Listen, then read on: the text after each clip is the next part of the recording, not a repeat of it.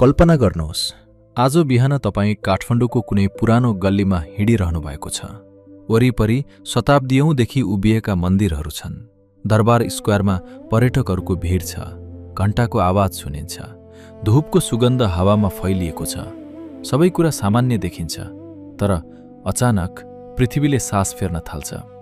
पहिला हल्का कम्पन, त्यसपछि सडकहरू लहरिन थाल्छन्। घरका भित्ताहरू चर्किन्छन्। मन्दिरका घण्टाहरू आफै बज्न थाल्छन्। मानिसहरू केही बुझ्न नपाउँदै सयौं वर्षदेखि उभिएका संरचनाहरू धुलोमा बदलिन्छन्। आकाश धुलोले ढाकिन्छ। रोदन, चिच्याहाट र प्रार्थनाको आवाज एकैसाथ मिसिन्छ। केही मिनेटमै एउटा शहरको इतिहास बदलिन्छ।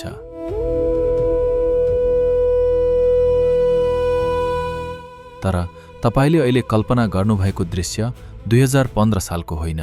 यो त त्यो विनाश हो जुन आज धेरै नेपालीले बिर्सिसकेका छन्। नेपालको इतिहासमा यस्तो एउटा भूकम्प आएको थियो जसले काठमाडौँ उपत्यकालाई केवल हल्लाएको थिएन, यसले यसको शासन बदलेको थियो।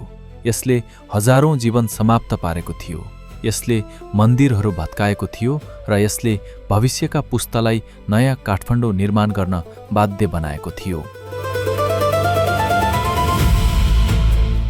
अचम्मको कुरा के छ भने आज हामी ती मन्दिरहरू हेरेर यो त शताब्दीयौं पुरानो हो भन्छौं, तर धेरैलाई थाहा छैन तीमध्ये धेरै संरचनाहरू वास्तवमा पुनर्निर्माणका साक्षी हुन्।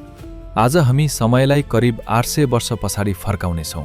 नेपालको पहिलो अभिलेखमा उल्लेख भएको महाभूकम्पदेखि 2015 को गोर्खा भूकम्पसम्मको यात्रा गर्नेछौं। यो केवल प्राकृतिक विपत्तिको कथा होइन, यो एउटा शहरको कथा हो जुन बारम्बार ढल्यो र प्रत्येक पटक फेरि उठ्यो। किनभने काठमाडौँको इतिहास केवल राजाहरूले लेखेका छैनन्, यसलाई भूकम्पहरूले पनि लेखेका छन्।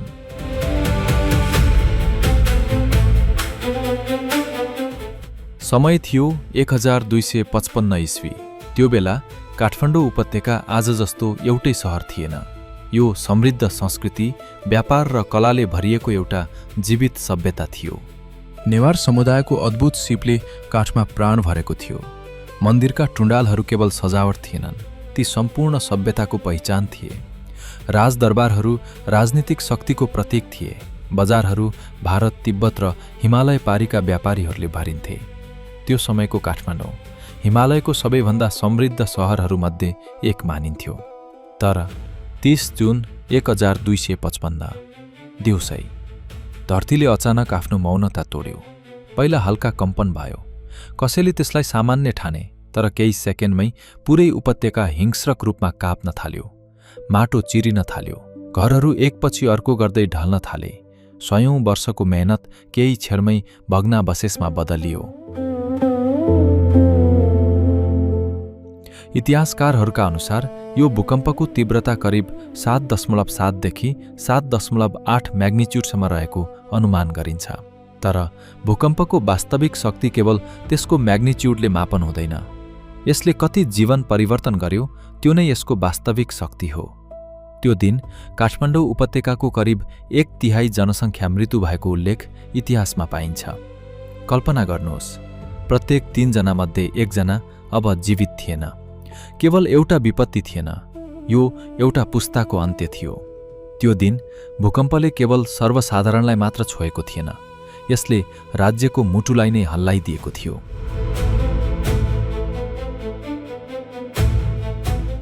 त्यति बेलाका मल्ल राजा अभय मल्ल, भूकम्पका क्रममा उनी गम्भीर रूपमा घाइते भए। इतिहासका अभिलेखहरूका अनुसार केही दिनपछि उनको मृत्यु भयो। एउटा प्राकृतिक विपत्तिले केवल हजारौं मानिसको जीवन मात्र लिएको थिएन, यसले देशको नेतृत्व समेत खोसेको थियो। राजा बितेपछि राज्यमा अन्योल छायो। घाइतेहरूको चिच्याहाट, आफन्त गुमाएकाहरूको बिलाप र भग्नावशेषभित्र आफ्ना मानिस खोजिरहेका परिवारहरू।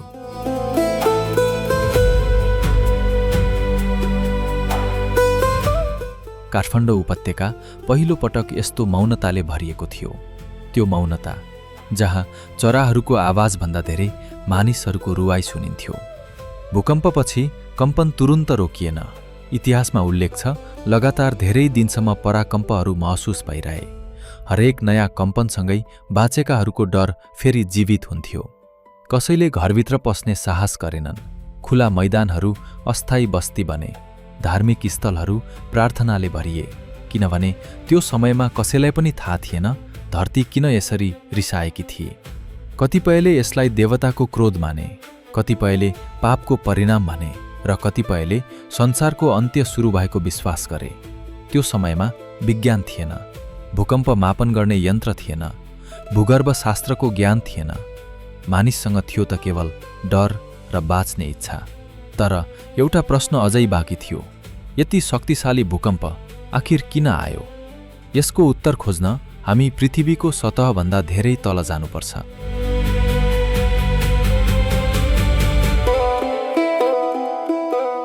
हजारौं होइन, लाखौं वर्ष अघि। आज हामी उभिएको नेपाल एक समय समुद्रको पिठ थियो। त्यसपछि भारतीय भूभाग बिस्तारै उत्तरतिर सर्न थाल्यो, प्रत्येक वर्ष करिब केही सेन्टिमिटर। सुनिदा सानो लाग्ने यो गति लाखौं वर्षसम्म जारी रह्यो। अन्ततः भारतीय प्लेट युरेसियन प्लेटसँग ठोक्कियो। त्यही विशाल ठक्करले हिमालय जन्मियो, सगरमाथा उठ्यो र नेपाल विश्वकै सबैभन्दा सक्रिय भूकम्पीय क्षेत्रमध्ये एक बन्यो। तर यी दुई प्लेट अझै रोकिएका छैनन्। आज पनि उनीहरू एकअर्कालाई धकेलिरहेका छन्। चट्टानहरू वर्षौंसम्म त्यो दबाव सहन्छन्, ऊर्जा जम्मा हुँदै जान्छ र जब चट्टानले त्यो दबाव सहन सक्दैन त्यो एकैचोटि मुक्त हुन्छ। त्यही क्षण धरती काट्छ, त्यही क्षण हामी त्यसलाई भूकम्प भन्छौं। तर काठमाडौँको पीडा यतिमै सीमित छैन।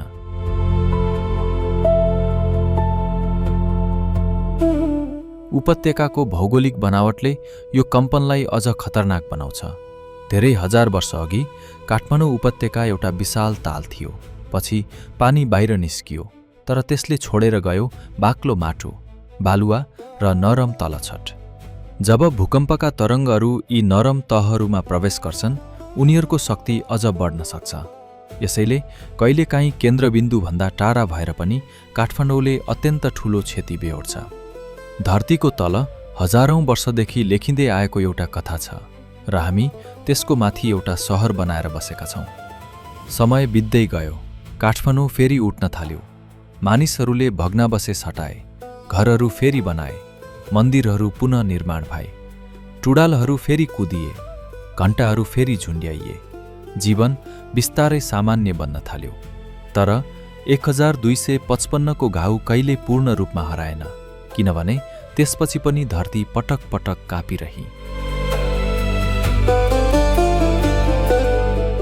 समय कहिल्यै रोकिँदैन। मानिसहरू जन्मिन्छन्, पुस्ता बदलिन्छन्, राजाहरू फेरिन्छन्, सहरहरू विस्तारिन्छन्, तर धरतीले आफ्नो इतिहास बिर्सँदैन। 1255 को महाभूकम्पपछि काठमाडौँ फेरि बिस्तारै उठ्यो। ढलेका मन्दिरहरू फेरि उभिए, राजदरबारहरू पुनः निर्माण भए, नेवार शिल्पकारहरूले काठ र इँटामा फेरि जीवन भरे। यही कारण आज हामीले देख्ने धेरै ऐतिहासिक सम्पदाहरू वास्तवमा एउटै समयमा बनेका होइनन्। उनीहरू शताब्दीौंसम्म बारम्बार पुनर्निर्माण हुँदै आएका स्मृतिहरू हुन्।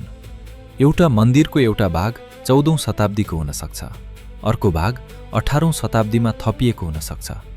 छाना पछिल्लो पुनर्निर्माणको हुन सक्छ र टुँडाल अझै पुरानो समयको।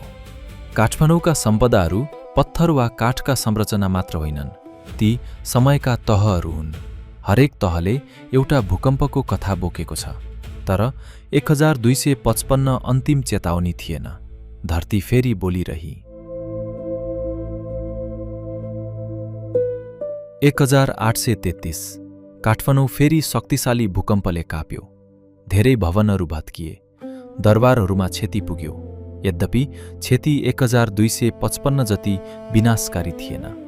मानिसहरूले फेरि पुनर्निर्माण गरे र फेरि समय बित्यो, तर धरती फेरि मौन बसिन। 15 जनवरी 1934 नेपालले फेरि आफ्नो इतिहासकै अर्को भीषण दिन देख्यो। बिहान सबै कुरा सामान्य थियो। केही क्षणपछि 7 मिनेट पनि नबित्दै जीवन फेरि बदलियो। यो भूकम्प करिब 8.1 म्याग्निच्युडको थियो। यसको केन्द्र नेपाल बिहार क्षेत्र नजिक थियो, तर काठमाडौँ उपत्यकाले यसको गहिरो चोट महसुस गर्यो। धरहरा गम्भीर रूपमा क्षतिग्रस्त भयो। दरबारहरू चिरिए। भक्तपुर, पाटन, काठमाडौँ कतै पनि पूर्ण रूपमा सुरक्षित रहेनन्। सयौं वर्ष पुराना मन्दिरहरू फेरि ढले। हजारौं घरहरू नष्ट भए। धेरै गाउँहरू नक्साबाटै हराए। त्यो समय रेडियो थिएन, मोबाइल थिएन, इन्टरनेट थिएन। त्यसैले धेरै ठाउँमा मानिसहरूलाई के भएको थियो भन्ने थाहा पाउन दिनौं लाग्यो। तर एउटा कुरा सबैले बुझे, धरती फेरि सम्झाइरहेकी थिए कि हिमालय अझै जीवित छ।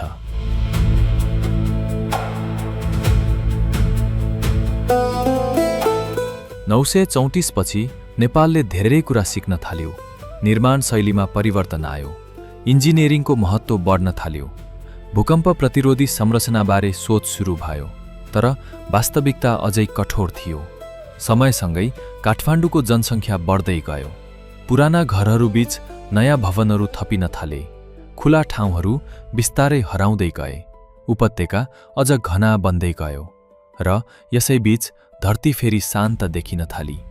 वर्ष बिते, दशक बिते।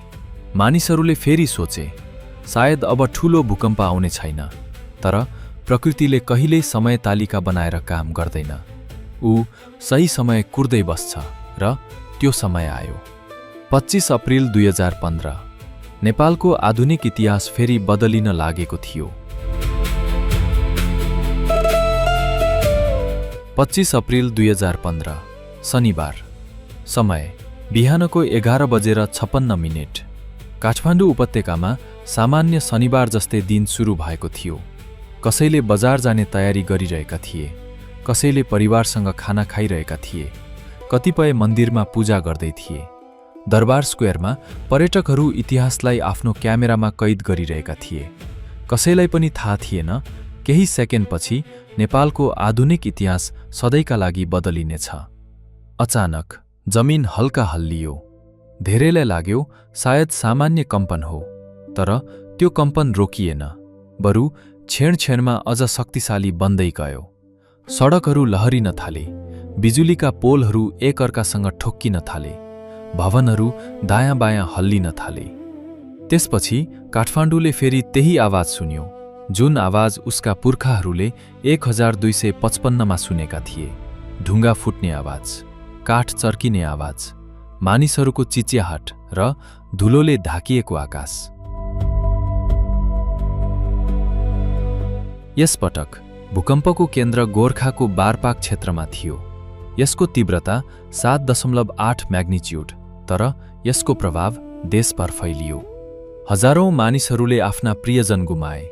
हजारौं घाइते भए। लाखौं मानिसहरू घरविहीन बने।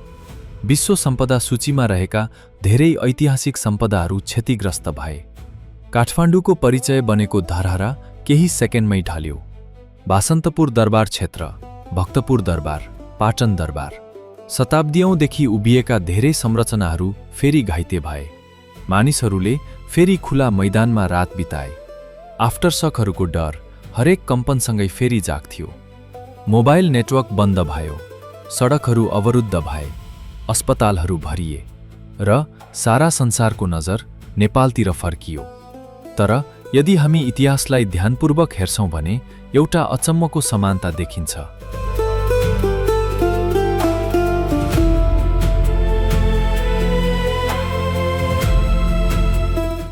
1255, 2015 बीचमा करिब 760 वर्ष।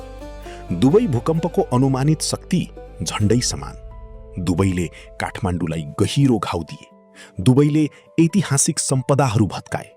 दुवैले हजारौं परिवारको जीवन परिवर्तन गरे र दुवैपछि काठमाडौँ फेरि उठ्यो। सायद यही काठमाडौँको सबैभन्दा ठूलो विशेषता हो। यो सहर केवल ईटा र काठले बनेको छैन, यो साहसले बनेको छ।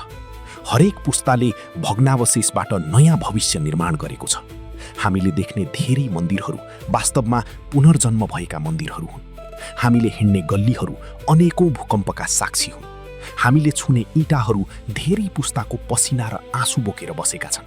तर एउटा प्रश्न अझै बाँकी छ, के यात्रा यही समाप्त भयो? दुर्भाग्यवश उत्तर हो, होइन।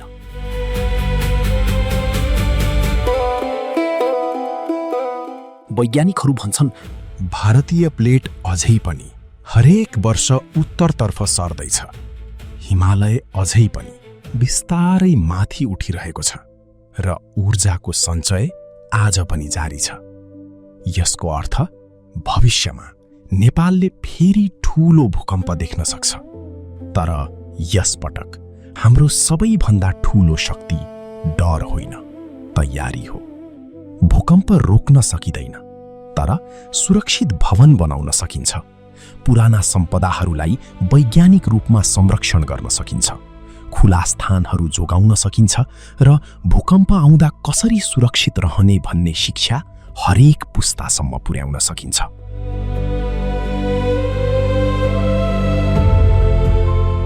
अर्को पटक तपाईँ काठमाडौँको बसन्तपुरमा हिँड्नुहुँदा, पाटनका गल्लीहरू पार गर्नुहुँदा वा भक्तपुरको कुनै पुरानो मन्दिर अगाडि उभिनुहुँदा केही क्षण रोकिएर ती इँटाहरूलाई हेर्नुहोस्। ती निर्जीव छैनन्, ती इतिहास बोलिरहेका छन्। उनीहरूले 1255 देखेका छन्, 1833 देखेका छन्, 1934 देखेका छन्, 2015 पनि देखेका छन् र सायद तिनीहरूले हामीलाई एउटा सन्देश दिइरहेका छन्। सभ्यता केवल निर्माण गरेर महान बन्दैन, सभ्यता प्रत्येक पतनपछि फेरि उठ्ने साहसले महान बन्छ।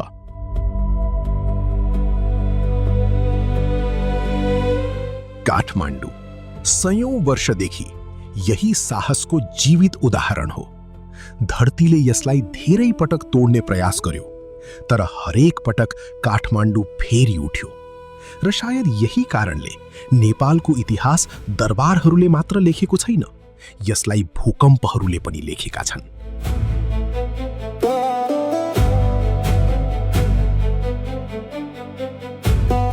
इतिहासको सबैभन्दा ठूलो पाठ भनेको इतिहासलाई नबिर्सनु हो, किनभने पृथ्वीले आफ्नो इतिहास कहिल्यै बिर्सन्दैन।